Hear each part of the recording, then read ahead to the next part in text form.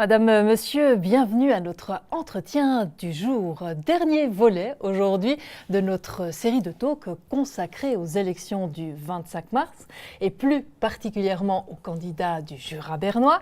Aujourd'hui, honneur aux sortants. Il s'agit de l'agrarien Pierre-Alain Schnegg qui compte bien rester à son poste. Pierre-Alain Schnegg, bienvenue dans nos studios. Bonsoir. Bonsoir. Alors, vous avez été élu en 2016 lors d'une élection complémentaire et depuis, vous dirigez le département de la santé publique et de la prévoyance sociale du canton de Berne. Aujourd'hui, vous vous représentez, vous comptez bien être réélu et il faut dire que la gauche vous facilite beaucoup le travail puisqu'elle part divisée. Ça doit bien vous faire rigoler, ça, non ? Oh, je ne sais pas si c'est quelque chose à nous faire rigoler. Je crois qu'une élection reste quelque chose d'ouvert. Nous sommes 3 candidats. Comment les gens voteront, c'est toujours extrêmement difficile à évaluer dès le départ. Ce qui est important, c'est de bien faire son travail et puis le peuple décidera. Mais il n'empêche que cette division favorise un peu votre élection, évidemment. Il y a bien sûr aussi le bilan de votre travail et le fait que dans le canton de Berne, c'est quand même très très rare qu'un candidat sortant ne soit pas réélu. Donc est-ce que vous partez un peu la fleur au fusil ? Non, je ne crois pas que je parle à fleur au fusil. J'essaye, comme je l'ai déjà dit, de faire au mieux mon travail, de faire avancer les dossiers, de vraiment trouver des solutions qui sont les meilleures possibles pour notre canton. Et le peuple prendra une décision par rapport à ce qu'il pourra juger. Mais si j'en crois ce qui se dit autour de moi, certains des autres candidats pensent que c'est un avantage d'en avoir 2 plutôt qu'un seul. Donc on verra au soir du 25. Vous n'avez pas d'opinion ? Non, je n'ai pas d'opinion. Alors, en 2016, vous étiez presque un inconnu en tant que candidat. Aujourd'hui, vous pouvez vous prévaloir d'un bilan, d'une 18 mois de travail derrière vous. Est-ce qu'on se sent différent dans une campagne électorale ?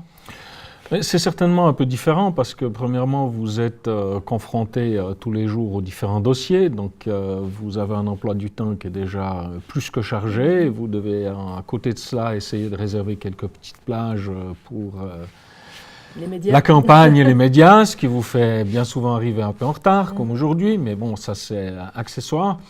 Et c'est sûr que la campagne est différente par rapport à ce fait-là, mais campagne, ça reste et il faut se battre comme dans tout autre domaine.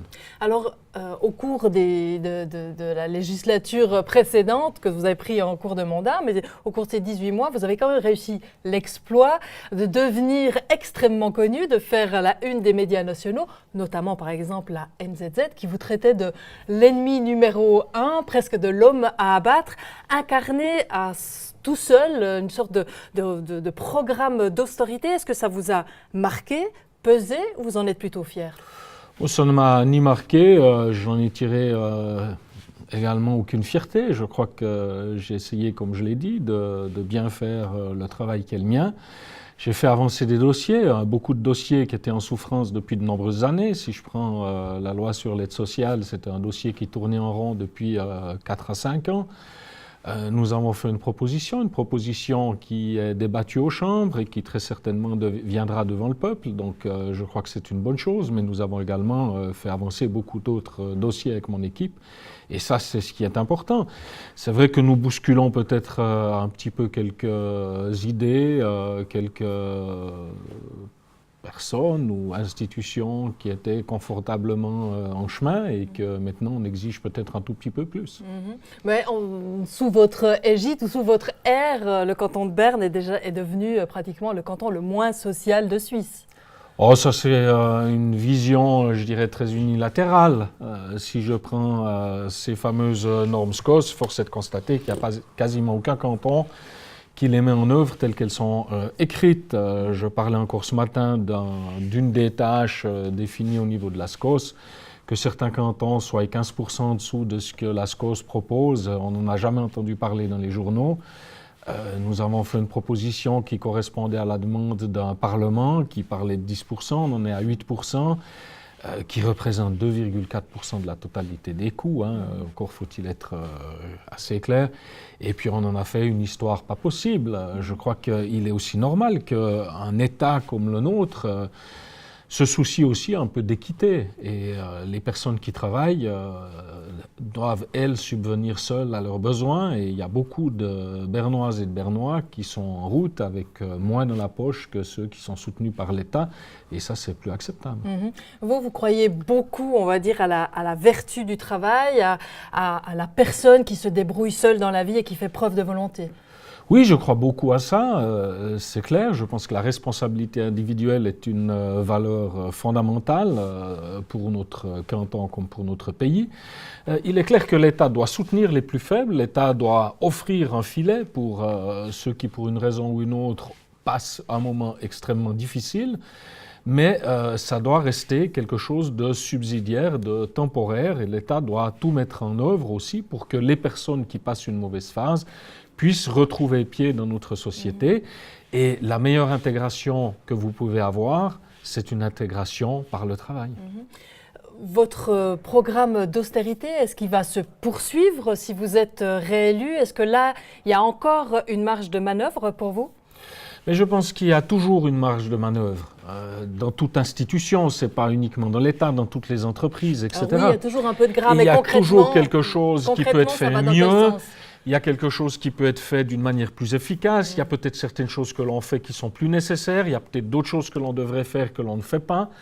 Donc c'est un mouvement qui doit être permanent et je crois que nous devons en permanence revérifier est-ce que les contrats que nous avons avec nos partenaires sont justes, sont corrects, apportent ce pourquoi nous les avons signés. Ça ne veut pas nécessairement dire que ça passe par des programmes d'assainissement, mais c'est un travail de tous les jours. Donc si vous êtes réélu, vous allez vous atteler vraiment à quel dossier prioritairement? Parce que l'idée, c'est que vous restiez à la tête de votre département. Vous n'avez pas tellement envie de changer. Le département où je suis me plaît bien, mais on verra ce que mes collègues décideront également. Et puis on trouvera certainement une solution cohérente pour autant que je sois réélu. Mais je crois qu'il y a déjà beaucoup de projets qu'il faut finaliser. Nous en avons lancé quand même plusieurs maintenant. Nous avons toute la restructuration du domaine de l'asile.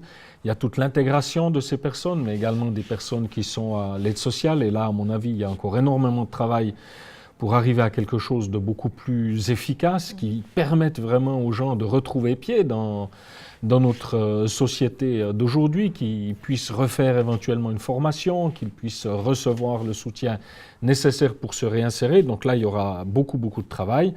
Et c'est sûr aussi que nous travaillons avec des centaines et des centaines de partenaires. Ce sont toujours des contrats de prestations. Et je crois que là, il est aussi également important que nous repassions contrat après contrat en revue pour voir est-ce que ces prestations-là sont toujours les bonnes. Est-ce que nous avons d'autres choses à fournir à la population? Dans le domaine de la santé, c'est la même chose. Il y aura toute la partie ambulatoire à développer. Qu'est-ce que ça va avoir comme impact sur nos institutions? Comment elles vont se restructurer? Comment elles vont mettre en œuvre ce programme? Je crois qu'on va être bien occupé les prochaines années. Visiblement, il y a du travail. Est-ce qu'il y a aussi du travail du côté des francophones, du côté du Jura bernois? Qu'est-ce qui va se passer maintenant que Moutier va partir? Et je crois que le Jura bernois doit vraiment s'affirmer. Le Jura bernois a vraiment une position, à mon avis, qui est extraordinaire au sein du canton de Berne, mais c'est au Jura bernois d'utiliser cette position pour faire valoir ses droits, mais aussi surtout pour faire des propositions pour devenir un moteur de ce canton, comme d'autres régions le sont. Le fait d'être un canton bilingue, c'est une richesse exceptionnelle pour notre canton. Ça permet également à des entreprises de choisir plutôt Berne qu'un autre canton, même si nous ne sommes pas encore très attractifs pour les entreprises. Et ça, nous devons le mettre en valeur. Et ce bilinguisme, il est surtout le fait du Jura bernois et de Bienne. Je pense aussi que le Jura bernois et Bienne auraient tout intérêt à renforcer leurs liens plutôt qu'à se regarder un peu en chien de faïence parfois. Ok, verdict le 25 mars prochain. Pierre Alachneck, bon vent pour votre campagne électorale. Merci. Merci. Voilà, c'en est tout pour aujourd'hui. Merci de nous avoir suivis et rendez-vous la semaine prochaine.